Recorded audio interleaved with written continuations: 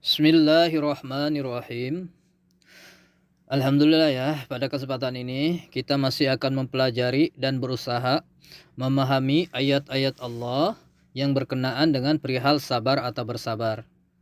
Dan pada hari ini kita akan bersama-sama mempelajari dan memahami firman Allah Subhanahu wa taala di surat Al-Baqarah ayat 155 yang berbunyi, وَلَنَبْلُوَنَّكُمْ بِشَيْءٍ مِّنَ الْخَوْفِ وَالْجُوعِ وَنَقْصٍ مِّنَ الْأَمْوَالِ وَالْأَنفُسِ وَالثَّمَرَاتِ وَبَشِّرِ الصَّابِرِينَ.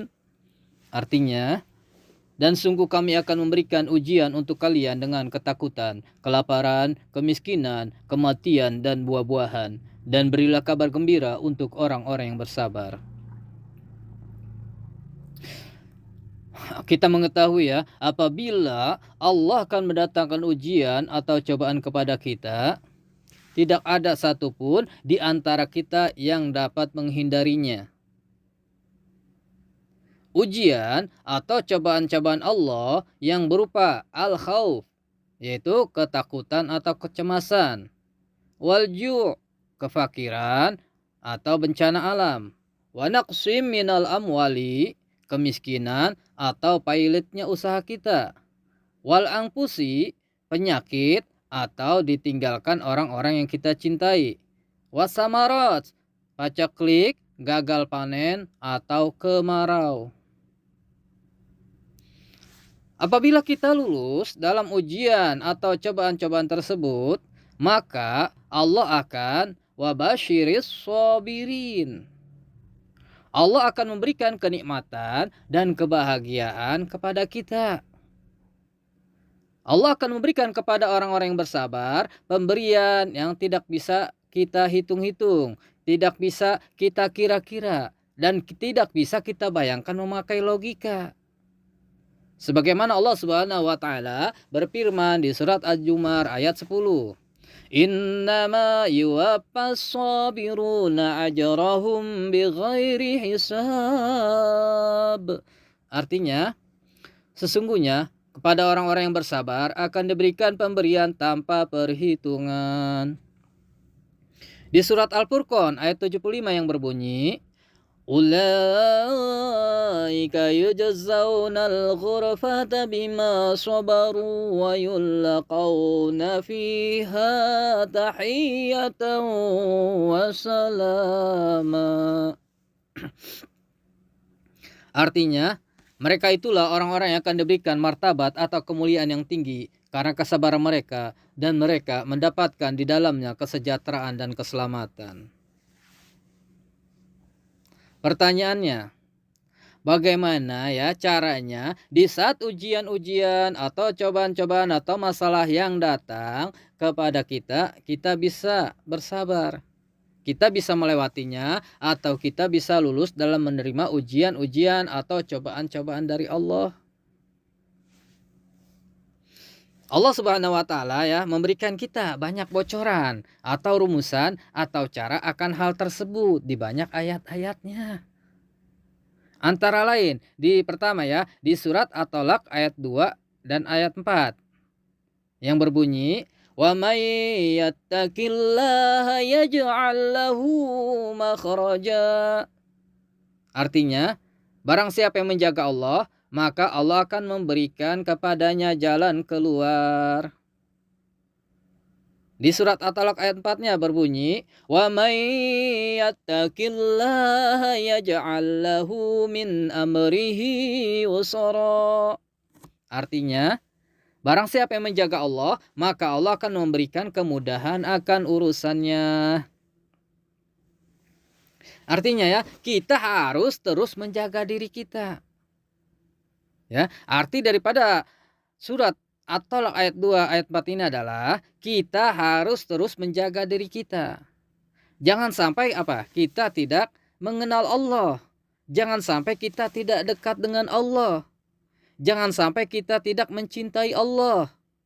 Jangan sampai kita tidak menjadi kekasih Allah. Ya, sebab apabila kita sudah dekat dengan Allah, kita sangat mencintai Allah, kita bisa menjadi kekasih Allah, maka ya Allah akan yaj'alahu makhraja. Allah akan memberikan kepada kita ya jalan keluar dari problem-problem atau masalah-masalah kita. Allah akan yaj'alahu min amrihi yusra. Allah akan memberikan kita kemudahan dari segala urusan-urusan kita. Ya, lanjut kedua. Di surat At-Talaq ayat 7, Allah memberitahukan kepada kita nih ya, bocoran lagi dari Allah. Bagaimana caranya di saat ujian-ujian atau cobaan-cobaan yang Allah datangkan kepada kita, kita bisa menghadapinya dengan bersabar. لينفق ذو سعة من سعته ومن قدر عليه رزقه فلينفق مما آتاه الله لا يكلف الله نفسا إلا ما آتاها سيجعل الله بعد عسر يسرا. Artinya, berilah apa-apa yang kita miliki, dan untuk orang yang Allah berikan tidak banyak harta, memberilah semampu kalian. Allah tidak membebani seseorang, melainkan sekedar apa yang telah Allah berikan kepadanya. Kelak Allah akan memberikan kelapangan sesudah kesempitan. Ya, yang artinya daripada surat At-Talaq ayat 7 ya, lebih jelasnya. Apabila kita menginginkan Allah memberikan kelapangan ya sesudah kesempitan, atau apabila kita menginginkan Allah mengganti kesusahan kita dengan kenikmatan-kenikmatan, maka yang kita harus lakukan adalah waktu sulit janganlah kita menjadi orang pelit. Tetap kita harus memberi walaupun sebuah penjepit. Dan di saat posisi kita berada di situasi tersebut atau situasi seperti itu, situasi sulit tapi kita harus tetap ya, memberi, maka tanamkan di hati kita atau kita harus berprinsip bahwa untuk menangani diri kita sendiri gunakan kepala kita. Dan adapun untuk menangani atau melayani orang lain gunakan hati kita. Ketiga ya, di surat Ad-Duha ayat 11, Allah memberitahukan kepada kita ya, bagaimana caranya di saat ujian-ujian atau cobaan-cobaan yang Allah datangkan kepada kita, kita bisa menghadapinya dengan bersabar. Wa amma bi ni'mati rabbika fahaddits. Artinya, dan terhadap nikmat Allah, maka hendaklah kita perbaharui. Maka hendaklah kita eksplorasikanlah. Maka hendaklah kita introspeksikanlah. Ya, surat Ad-Duha ayat 11 ini kita bisa artikan dengan banyak makna atau banyak arti ya. Antara lain, wa amma bi ni'mati rabbika fahadits, yang artinya Allah memerintahkan kita untuk banyak memberi. Dan di saat kita memberi, beritahukan kepada orang yang kita beri bahwasanya ini adalah rizki dari Allah. Kedua, kita bisa memaknai surat Ad-Duha ayat 11 ini dengan makna sesungguhnya yang membuat kita selama ini bersedih, prihatin, rasa gelisah dan lain-lain itu karena kita tidak memahami pemberian-pemberian Allah kepada kita selama ini.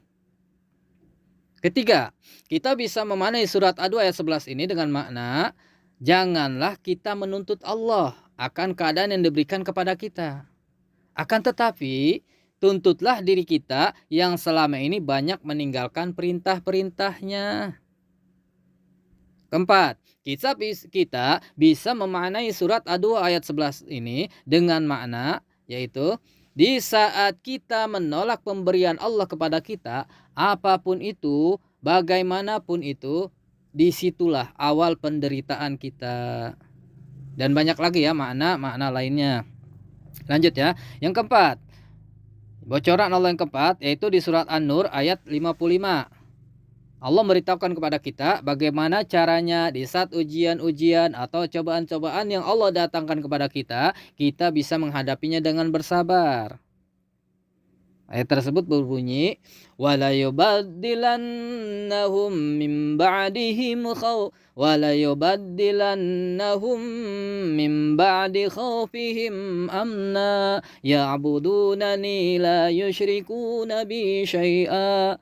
Artinya, Allah akan mengubah keadaan kita dari takut menjadi rasa aman, atau dari kesulitan menjadi mendapatkan kemudahan atau kenikmatan. Syaratnya, ya'budunani la yusyrikuna bi syai'a. Kita harus benar-benar menghamba atau mengabdi kepada Allah. Kita jangan menyekutukan Allah kepada apapun atau kepada siapapun. Kita mengetahui ya bahwa ibadah adalah hak Allah dan kewajiban hak manusia. Ada hak Allah di kita, yaitu menghamba kepadanya. Na'budu dulu, baru nasta'inu. Artinya kita harus menjadi abdi Allah dahulu, baru meminta. Di saat kita sudah menjadi abdi Allah, kita sudah bisa menjadi hamba Allah, kita sudah bisa menjadi khalifah Allah, kita sudah bisa menjadi kekasih Allah, maka wala yubaddilannahum min ba'di khaufihim amna. Allah akan mengubah keadaan kita dari rasa takut menjadi rasa aman. Atau Allah akan mengubah kesulitan-kesulitan kita menjadi kemudahan atau menjadi kenikmatan. Kita pun ya setelah bisa menjadi abdi Allah, bisa menjadi hamba Allah, maka kita tidak akan sibuk memikirkan masalah. Kita tidak akan sibuk memikirkan apa-apa yang Allah janjikan kepada kita. Dan kita tidak akan sibuk mencari atau menghitung pahala. Ya, lanjut ya, bocoran kelima dari Allah, yaitu di surat Al-Insyirah ayat 6 sampai 8, ya, atau di surat Al-Insyirah ayat 6, 7 dan 8. Allah memberitahukan kepada kita bagaimana caranya di saat ujian-ujian atau cobaan-cobaan yang Allah datangkan kepada kita dan kita bisa menghadapinya dengan bersabar. Inna ma'al usri yusra fa idza faraghta fansab wa ila rabbika farghab. Artinya, sesungguhnya berserta kesulitan itu ada kemudahan. Maka apabila kita telah selesai dari satu urusan, maka kerjakanlah urusan yang lain. Dan hanya kepada Allah lah kita hendaknya mendekatkan diri. Kita bisa mengartikan surat Al-Insyirah ayat 6 sampai 8 ini dengan makna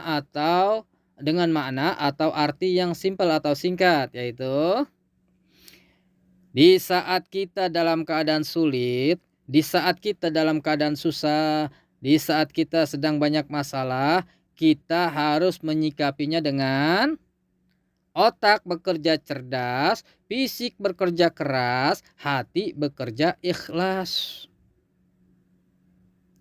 Ya, sebab apa? Sebab kita mengetahui atau menyadari bahwa tidaklah musibah Allah timpakan, tidaklah musibah Allah datangkan kepada kita, melainkan karena dosa-dosa kita. Dan tidaklah musibah Allah angkat, melainkan dengan kita bertaubat. Di saat kita dalam kesulitan atau dalam banyak masalah ya, baik masalah keuangan rumah tangga, masalah hutang, masalah sulit mencari pekerjaan dan lain-lain, apabila kita mau introspeksi diri dan kita mau bertobat, setelah itu kita bangkit bergerak, otak bekerja cerdas, fisik bekerja keras, hati bekerja ikhlas, maka Allah akan mengganti atau Allah akan membuat kesulitan-kesulitan kita menjadi kemudahan atau keindahan. Allah akan membuka jalan keluar dari kesulitan-kesulitan kita. Alhamdulillah ya, insya Allah cukup dulu ya pembelajaran pada hari ini. Mudah-mudahan kita bisa bersama-sama mengamalkan ya surat At-Talaq ayat 2, surat At-Talaq 4, surat At-Talaq ayat 7, surat Ad-2 ayat 11, surat An-Nur ayat 55, surat Al-Insyirah ayat 6 sampai 8 ini ya. Sehingga apa? Kita mudah-mudahan termasuk orang yang wabasyiris shabirin. Amin ya Allah ya rabbal alamin. Wallahu a'lam bishawab.